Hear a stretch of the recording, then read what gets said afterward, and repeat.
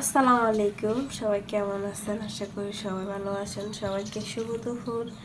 কারণ আজকে দুপুরে দেখেন রান্না করতে করতে পাগল হয়ে গেছি। তো আর কি করবো, ভর্তা খাইতে মন চাইতেছে। আমার ছোটো বোনে পেঁপের ভর্তা বানাইতেছে। এখানে হচ্ছে আমড়ার আচার আর লেবু, লবণ মরিচ আনছে, আর সাথে আছে একটা বড়ির আচার লাস্টের সাথে দেওয়ার জন্য। আমি এক্ষণে জিভে জল চলে আসতেছে, কথা বলতে পারতেছি না, এত লোভনীয় লাগতেছে। আচারগুলো দেখেন, আমার মেয়ে জীবনে আমরা আচারগুলো বানাইছি, অনেক মজা আছে সত্যি। তো এই পেঁপেটা এখন কাটবো, মানে লাল আর কি, এত পাকড়ে নেই, শক্ত পেঁপেটা। এই পেঁপেটা দিয়ে এখন আমরা ভর্তা বানাবো। এটা হচ্ছে কাটার ফালা, এখন কাটবো। এখন ছোট ছোট পিস করবো আর কি ভর্তার জন্য।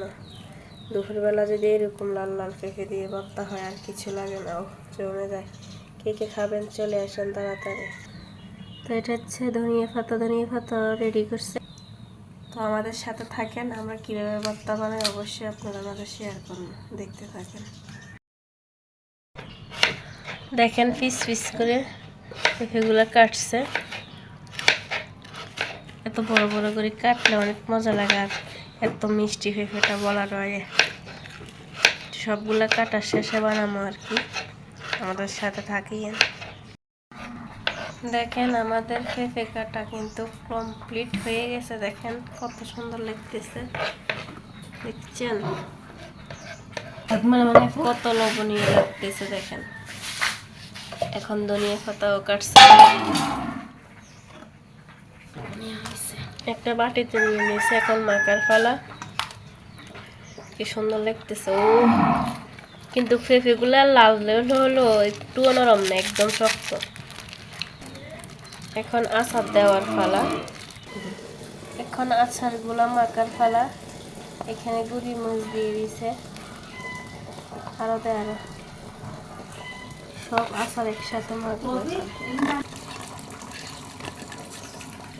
আচারগুলো ভালো করে মাখিয়ে এখন দিয়ে দিতেছি। এখানে দেখেন এখন বড়ির আচার দেওয়ার ফালা, আমড়ার আচার দেওয়া শেষ। আমাদের গরুগুলো দেখেন কিভাবে রাখতেছে। এখন ধনিয়া পাতা, এখন শুধু মাখার ফালা। ও অনেক সুন্দর লাগতেছে। আচারের রসগুলো দিলে সে মাখ এখন মাখার ফালা। ও অনেক সুন্দর লাগতেছে সত্যি, তাড়াতাড়ি মাখ, কবে খাবো এই অবস্থা। ফাইনালি আমাদের ভর্তা রেডি, খান বিসমিল্লাহ। সত্যি অত মজা হয়েছে, অনেক মজা হয়েছে। ভালো লাগলে শেয়ার করে দেবেন, সবাই খান।